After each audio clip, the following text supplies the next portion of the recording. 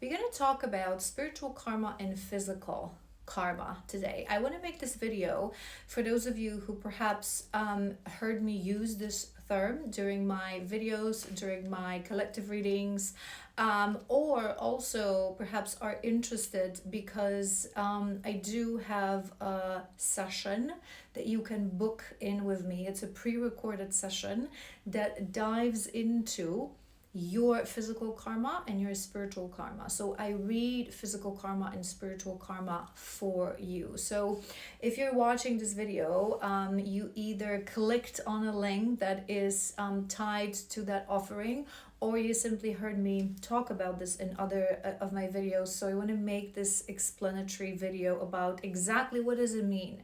What does it mean our physical karma? What does it mean our spiritual karma, right? Why what do we mean when we say it doesn't change? It's given for a specific lifetime that we live. So we're gonna explain these concepts today.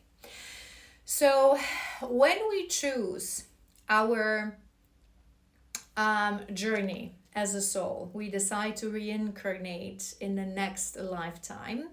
We want to achieve specific objective, right? We want to achieve specific lesson. We want to learn specific things, and we want to grow as a soul. We come here, we return here to grow, to clear our karma, to evolve as a soul, right? And sometimes we have an added mission to that mission of our soul. Sometimes that mission is about learning something. Sometimes that mission is about giving back something. So it's going to be very individual. And all these things, all those learnings, all those missions are, so to say, encrypted in our physical karma and in our spiritual karma. So what's the difference? What does it mean? When we are born into this world, we choose what we call our physical karma, right? So physical karma will be all the things that need to happen in our life, need to happen to us in order for us to be sort of a set on a trajectory to the things that we want to achieve. So your physical karma will be your parents, country that you live in, times that you live in, your childhood friends, your woundings, your traumas, early childhood traumas, right? So what had to happen in order for you to become a person that you are at certain point and allow your soul to overcome these things in order to grow. So for example, part of your physical karma may be a father wound, maybe an abandonment trauma, maybe the fact that you didn't have perhaps caregivers, maybe a very painful first love kind of breakup and experience, maybe some sort of a traumatic event or an accident, right? So as we read through your physical karma, I will tap into the energy of what were the milestone of your life that were sort of unescapable because your soul decided that you have to go through this. It has a meaning, right? And you could ask, well, okay, why would my soul want to go through not having parents or having the father wound? It's a painful experience, right? But if your soul really wanted in this lifetime to finally release the woundings that tie and the triggers that tie to father wound and close that chapter, you have to be put in a situation when that wound is sort of a put into your life, right? Because remember, as we come here as a soul, we don't have the remembrance of a soul. We don't remember. It's sort of a spiritual amnesia, right? We feel fresh, we feel new in this new body as we grow. So if your soul really wanted to work through that wounding that you perhaps went through past lifetimes and they were encrypted, already in your blueprint. In order to heal that, something in this specific lifetime had to activate it within you, right? Had to activate it. And sometimes also we have contracts with other people, we have karma to clear out with other people. So as we dive into the physical karma part of your life, and for instance, in that session that I offer, I will read into your most key karmic experiences, karmic relationships, things that your soul decided that you have to go through this. I'm so sorry, but you have to go through this because this will be your biggest lesson, right? Now, there's a moment in our life where we switch from physical karma to spiritual karma. For most people, this moment will happen somewhere in between our late 20s, early 40s, right? Generically speaking, there will be some people who will go through that moment earlier in their life if that is given to their specific path. And there will be some people that will go through that moment a little bit later, approaching already 50s or even later. It's very individual. But generically speaking, I would say 80, if not 90% of us will have that moment somewhere in between late 20s and early 40s, right? And that moment is very different for each and every one of us, but because it will also be given to your journey, right? Your soul sort of understands, right? So for some of us, it's going to be that full on spiritual awakening, okay? That moment of bam, right? If that moment of something is triggering within you, that full-on spiritual awakening. And that something can be a very important soul tie. It can be an accident, a traumatic event, right? Something that shakes you to your very core and causes that spiritual awakening within you, the journey of remembrance of a soul. But not all of us are meant to go through this experience. For some of us, it's going to be milder. It's going to be level of awareness of the body, not so much awareness of the soul. So for most people, this will be that moment. Again, for some, it will be stronger. So you can actually go through some sort of a trauma. You can have an accident. You can go through a divorce, painful breakup. Sometimes a pregnancy and a birth can cause that moment. It can be losing someone important. So a death of a parent or a spouse. Something that shakes you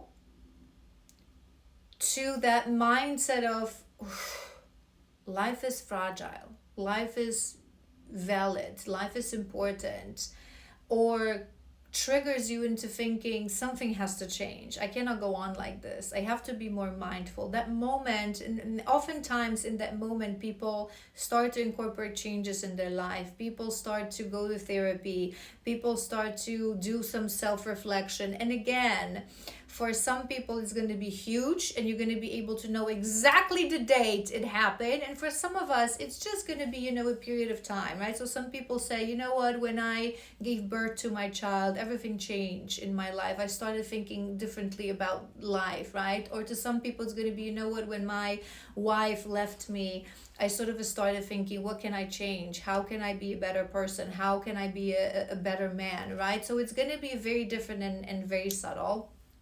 An important thing to mention, many people wouldn't even be able to pinpoint that moment, right?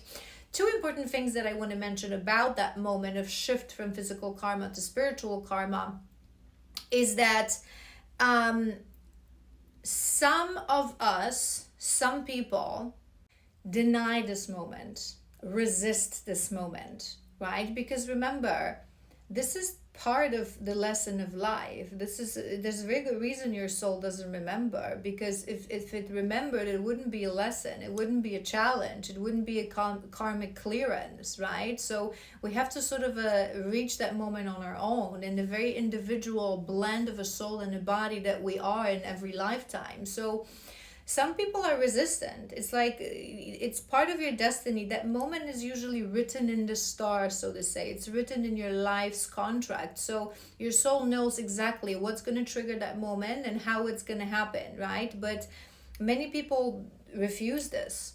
So let's say for you that moment is having that child or going through a divorce, but you stand in front of a very big change and you refuse. You're too scared. You don't want to do this. You don't want to learn. You don't want to start looking inwards. You don't want to start healing. You don't want to start, right? And again, like I said, not for everyone healing means spiritual healing, deep healing, shadow work, therapy. To some people, most people, it will just be a deep reflection, becoming a little bit wiser, right? Maturing, right? So a lot of people will refuse and will really be resistant towards this moment.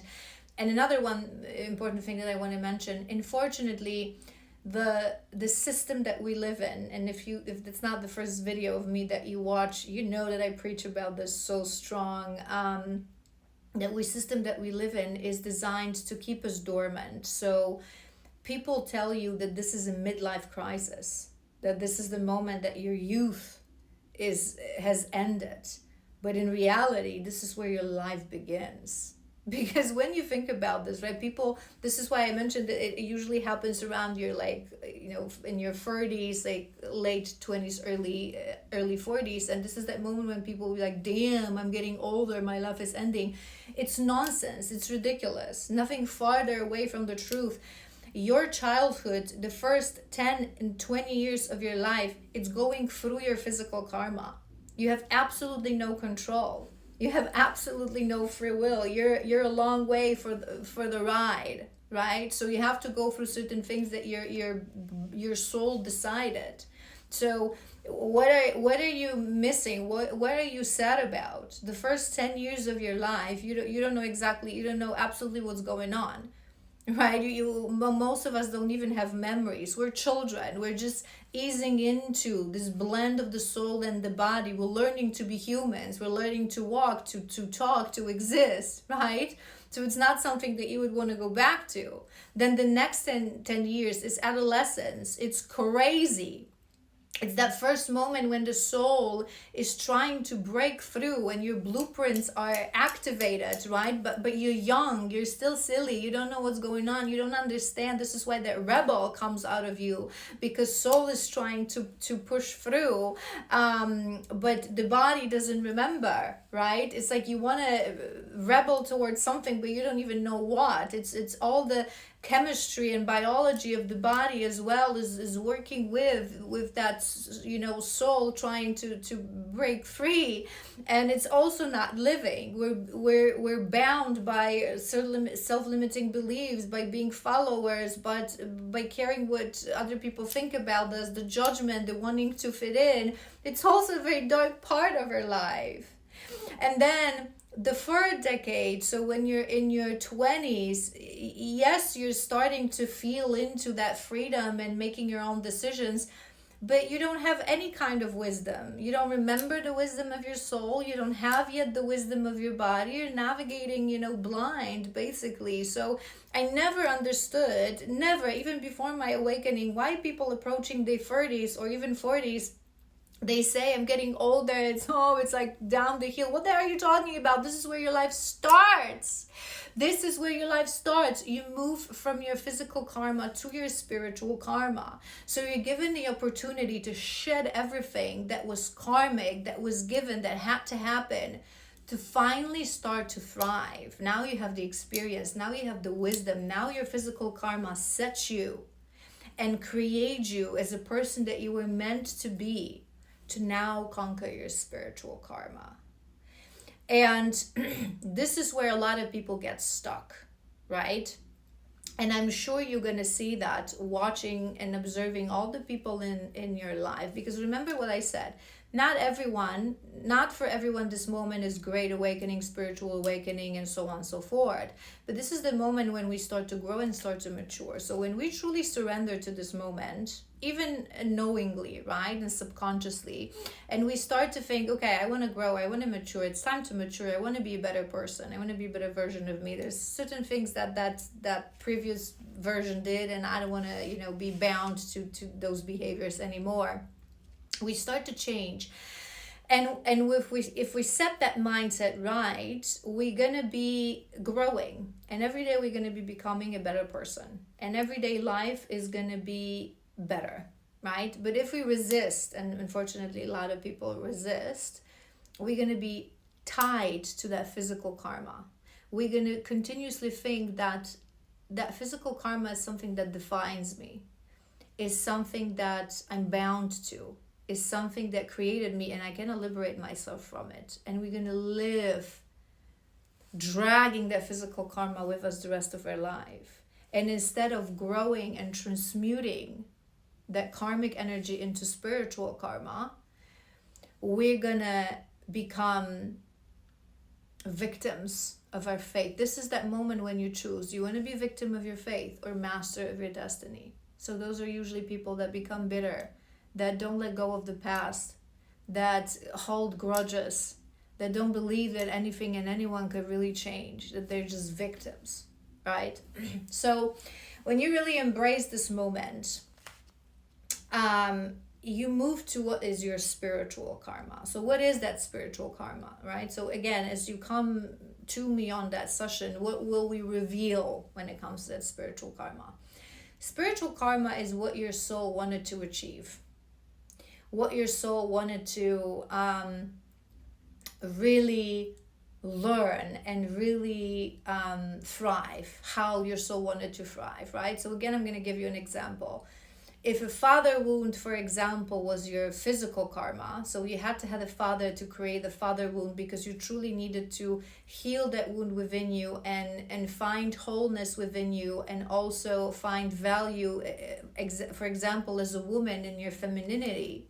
If you truly conquer that, and if you truly understand in your life what that father created for you in your life, your part of your spiritual karma may be truly forgiving him, letting that go, and thriving in a relationship, right? Or part of your spiritual karma may be breaking that generational trauma, right? Part of your spiritual karma may be, it's going to be very strongly linked to your path, to your purpose. And remember what I always tell you, your purpose is not what you do. It's not an activity. It's not a physical job. It's not a career.